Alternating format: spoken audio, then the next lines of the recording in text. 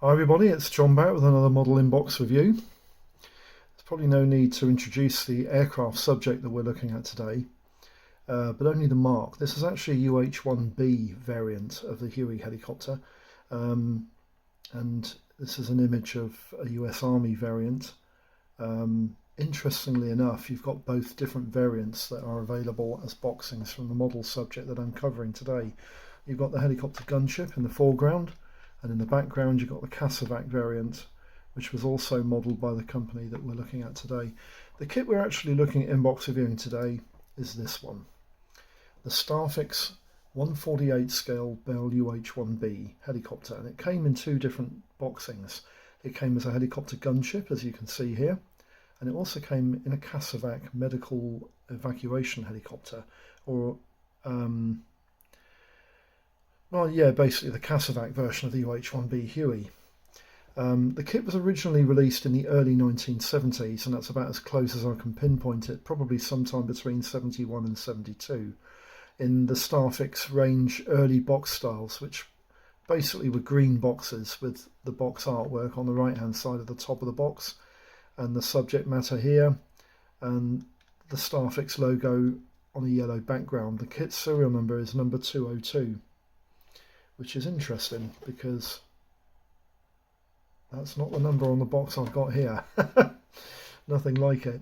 Anyway, 1970s, that was the initial production version of the kit, and then in the late 70s they released the Casavac version. As you can see here, there are no stub wings, just red crosses on the helicopter, and it's still a US Army variant.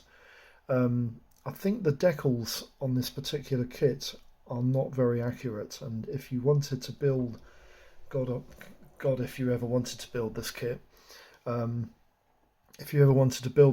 probably be better off getting some aftermarket markings for it, because I'm pretty sure the markings, I've never seen a US Army markings set that look like this for a UH-1.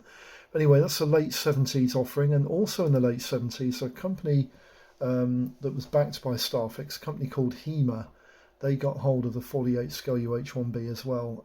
The major difference between the HEMA kit and the Starfix kit is this right hand border here to the end of the box, which is in like a yellow and red stripy sort of finish. I'm guessing because it's yellow and red it's something to do with Spain, the Iberian Peninsula, but I could be wrong. Anyway, that's late 70s, late 1970s issue from HEMA. And then in the early 1990s, we come to what I consider as the modern format for Starfix boxings.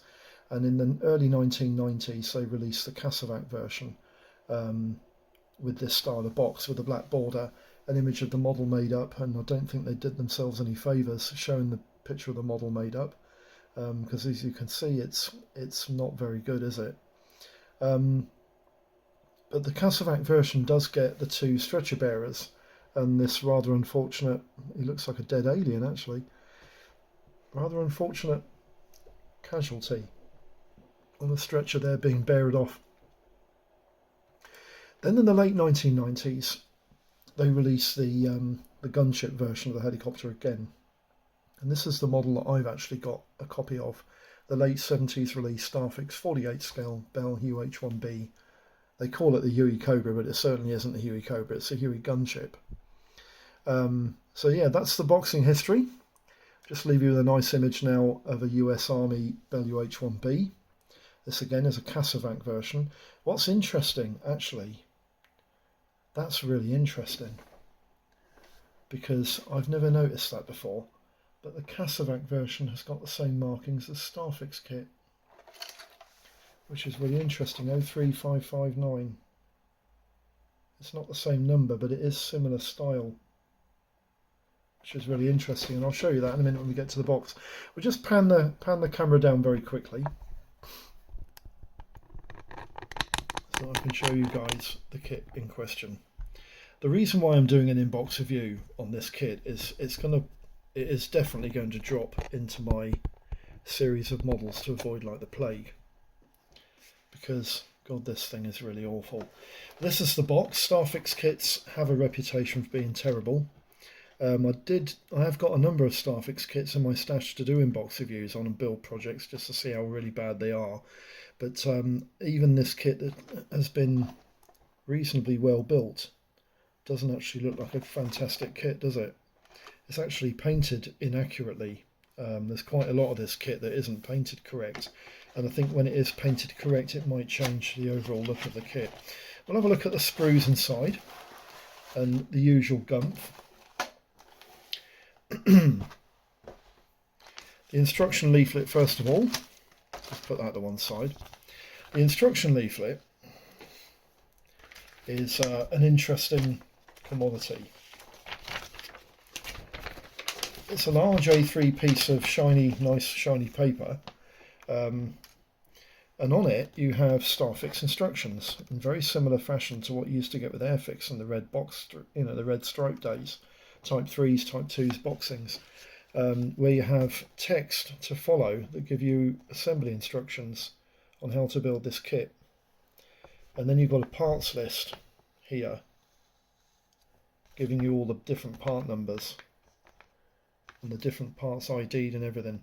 And then at the top of the instruction leaflet, I'll fold it over so it'll fit better into the screen, you've got the instruction leaflets itself, and the kit builds up in that's interesting as well. The kit builds up into 3, 4, 5 steps, but they're marked A to D, and then D is actually split into 2 different sections because you have an alternative weapons load, which is interesting. But basically, as Starfix kits go, it's not badly detailed. It's got a cockpit floor, a couple of joysticks, collective pitch lever there for the pilot, an instrument panel, rear bulkhead, 2 pilot seats and 2 pilots with positionable arms, which is interesting.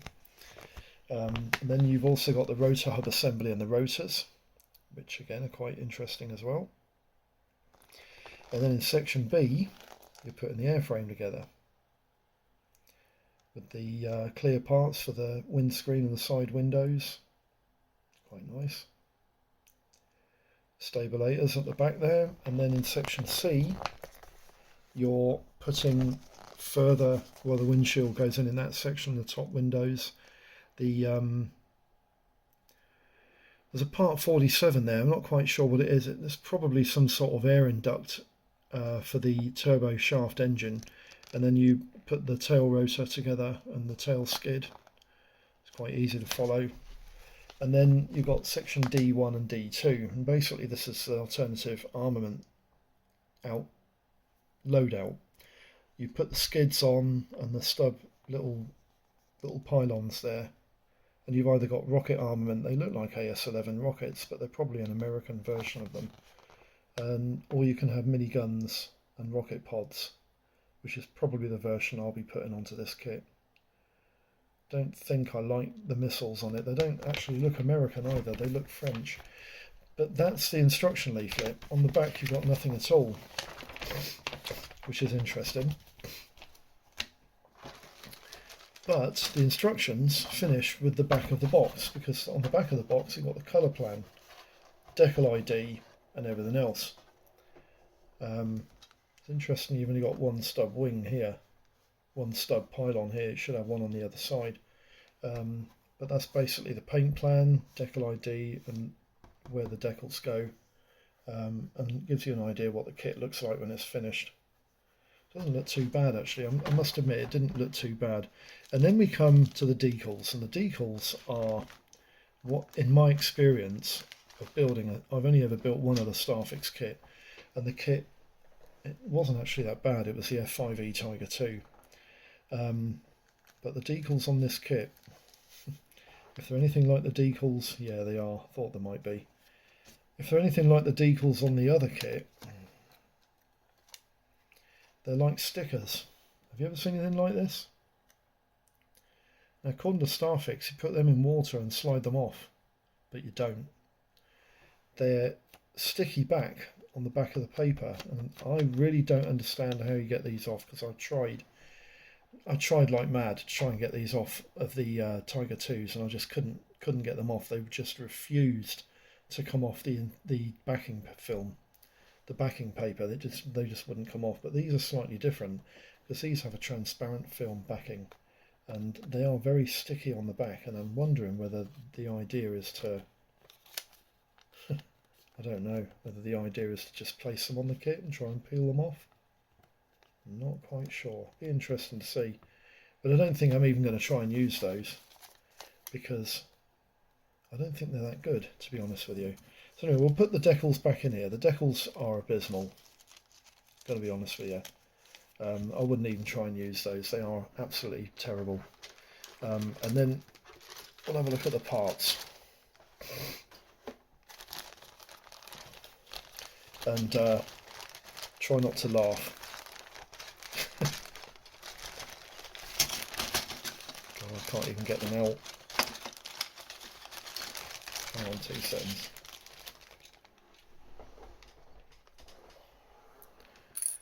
Out.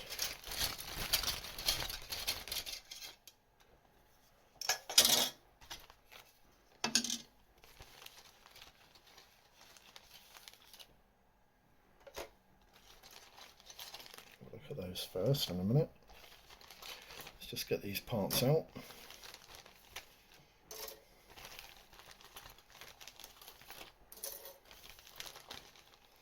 The parts are actually made from a type of plastic that I can only describe as not the norm that I normally would work with. We'll start off with the transparency. One of the side cockpit windows has come off the transparency, but it is here, so that's not a problem, but you won't need to see it because it's on this sprue. The transparency pieces, they appear to be quite nice. They're nice and clear, they're crystal clear in fact. I mean look, you can even see my fingerprints through that windscreen. It's quite curved. And again you can see my fingerprints through that windscreen, that dome cover there. And again they're quite curved as well. But they're not much to write home about, I'll be honest with you. That there's not an awful lot of detail in these parts. The frames, there's not a lot going on there. But they are crystal clear, which I'm glad about. Secondly, this is one of the stub weapons mounts. Looks alright, doesn't it? Nothing to write home about. One of the pilots. Yeah. There you go, Bill. A 48 scale UH-1 pilot. Now, unfortunately, he really does look like he's on the toilet.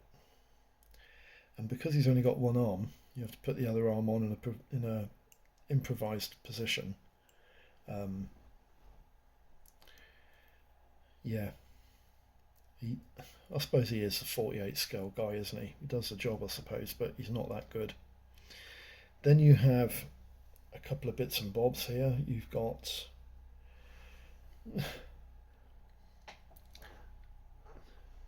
I think that is the air inlet for the engine, that bulbous bit at the top there. I thought it was an instrument panel, but it's not. There's a couple of struts here and there as well. Again, not much to write home about there. Some of the weapons loadouts. You've got small stubs there. I don't know what they're for, no idea. And then you've got some of the weapons loadouts there, the little mini guns. They're not terribly accurate, I'll be honest with you. They're not terribly accurate at all. So I'm not terribly impressed with those. These are the missiles that to me look like AS-11 French rockets. Very similar to those. And again, you've got the second pilot here. Oh my god. There's a second pilot there. Sorry about that, I've just seen something that absolutely horrifies me. Then you've got the two stabilators, which go on the tail boom, and they're going to need quite a lot of cleaning up. They are horrendous. Injection mold pin marks there. They are absolutely horrendous. And then you've got what I would consider to be the worst instrument panel I've ever seen. Because yeah, it's got dials on it, but look at them, they look like dominoes.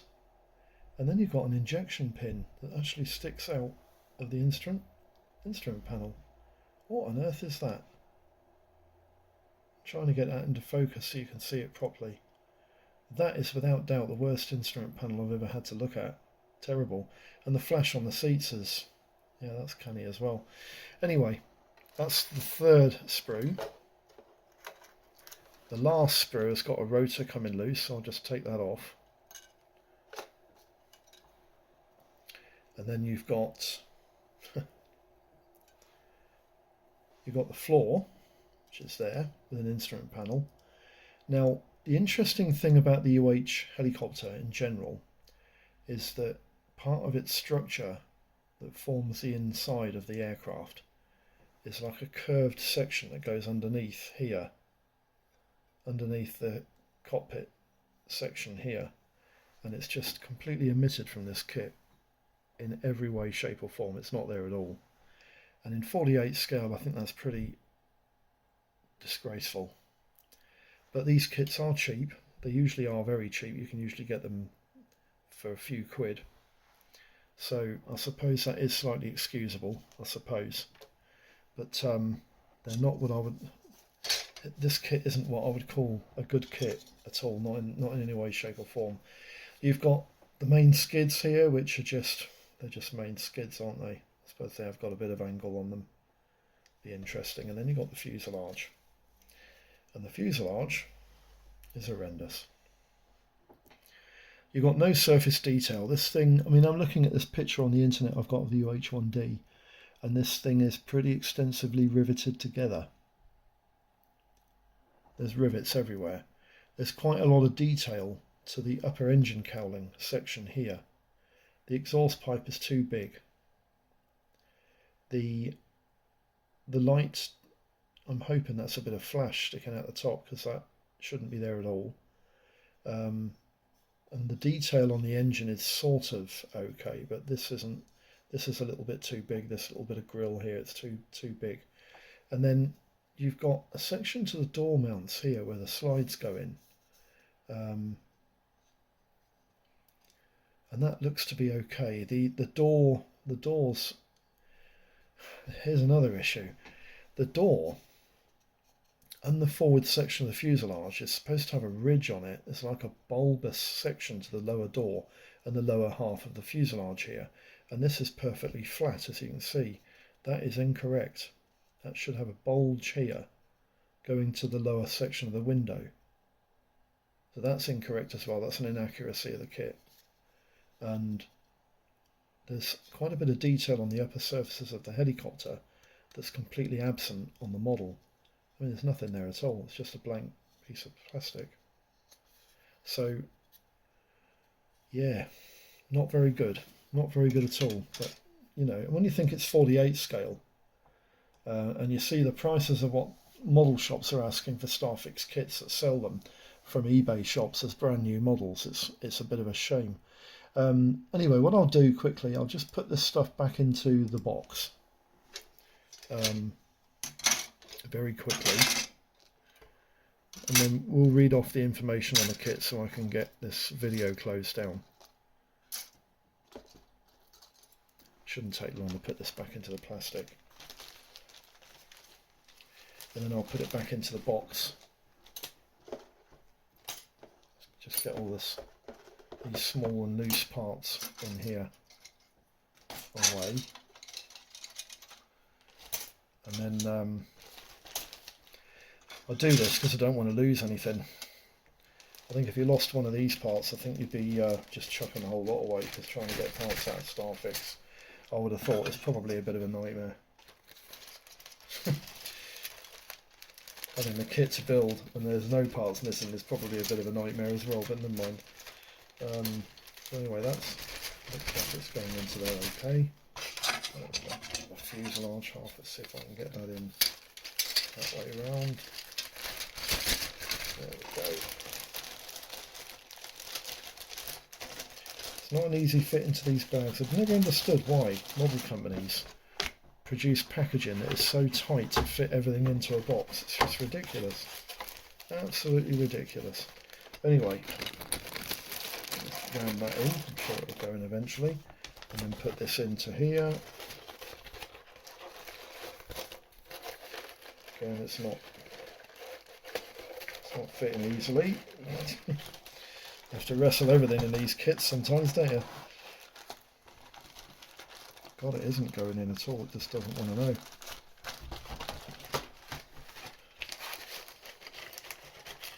Sorry about that. Right, there we go. It's in, done and dusted. Even though it's trying to come out the bottom end.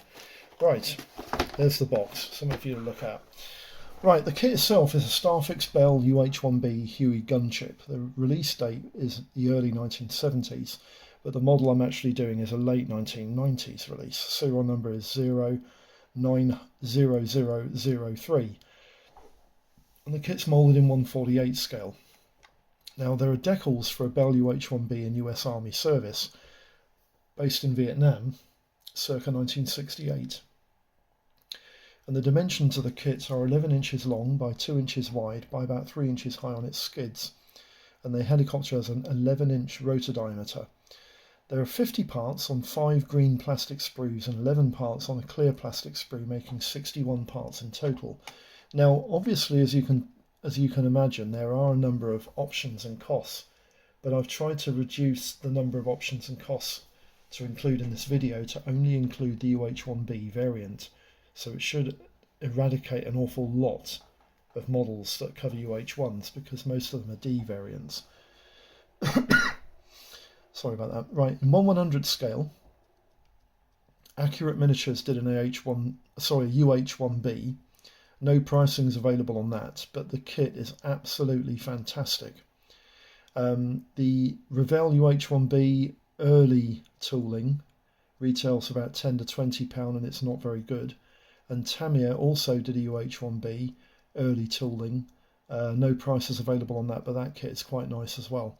Now, if you wanted an Accurate Miniatures kit in 1/100 scale, Revell have re-released and reboxed the Accurate Miniatures kit as a Bell UH-1B late tooling, and it's in a more modern style boxing, and that kit retails for anything between £5 and £6.50. 1/72 scale, there are a number of options. The Hobby Boss UH-1B retails for about £18 to £19. The Italieri UH-1B, which I've built before, retails between £9 and £20, and that is a really nice kit. And Monogram did a sort of a okay kit of the UH-1B, but no pricing is available on that, but it's probably about a tenner. Atlantis reboxed the Monogram UH-1B, no prices available on that. Bilek reboxed the Italieri kit, no prices available on that. And Doyusha reboxed the Hobby Boss kit, no prices available on that. Tamiya also reboxed the Italieri kit of the UH-1B, and that retails between £12 and £36. And Zvezda also reboxed the Italieri kit, but no pricing is available on that. In 1/50th scale, you can get a really nice model of the UH-1B from Fujimi, which is often marketed in boxings covering 1/48th, but it's actually 1/50th in scale. And again, I've got no pricings available on that, but this kit's also been reboxed by Fujimi AHM, Fujimi Bachmann, Seminar and Testers, who have all reboxed the Fujimi kit, but I've got no pricings available on all of them. In 1/48 scale, Academy Minicraft UH-1B, no prices available. Aurora did an OK UH-1B for an early tooling, no prices available. And Lindbergh did a UH-1B, and that's not a very good kit either, no prices available. The Monogram model is available between £4.50 and £20. It's an OK kit, it's not bad. And the Starfix kit can retail for anything as little as £3.50 up to 25 quid if you want to buy it from an eBay shop brand new. The HEMA reboxed Starfix kit, no prices available on that, and the Monogram kit was reboxed by Revell for about £7 to £35. In 1/35th scale, Seminar did a quite nice UH-1B, available for about 30 quid, and in 1/24th scale, Monogram did a UH-1B for a price between £50 and £75, and it's actually a half decent kit. And that kit's been reboxed by Hasegawa and Revell in more recent years. The Hasegawa kit I've got no prices for, but the Revell model retails between £36 and £70. In 0 scale, which is a fun sort of eggy type UH-1B, can't remember who did it actually, I can't remember who produced this model, but there is an egg sort of style UH-1B out there, and it's available about £13 to £14. Conclusions. Now then. After taking about 10 minutes to stop laughing, I studied the contents of the box and started to laugh again. Seriously, this kit is so bad in so many ways. A pro reviewer did state once, and I quote his words, "Starfix kits were built to make Lindbergh look like Tamiya. The accuracy is very questionable and the plastic quality is terrible. Plus, after you have built this thing, you have to negotiate the decals, which are at best described as pictures of markings, because good luck trying to get them off the backing paper. I do think this kit will be a fun build though, even if it is for the humour factor. It will be interesting to see what result I can get from this model." I hope this inbox review has been of interest to you, and I would recommend that you steer clear of this kit like the plague. It's going in my kits to avoid like the plague playlists, and I don't think the results are going to change. I think it will be a pretty bad kit. So anyway, thanks for tuning in. I hope all your build projects are going fantastically and smooth, and I'll see you for the next one. Bye bye for now.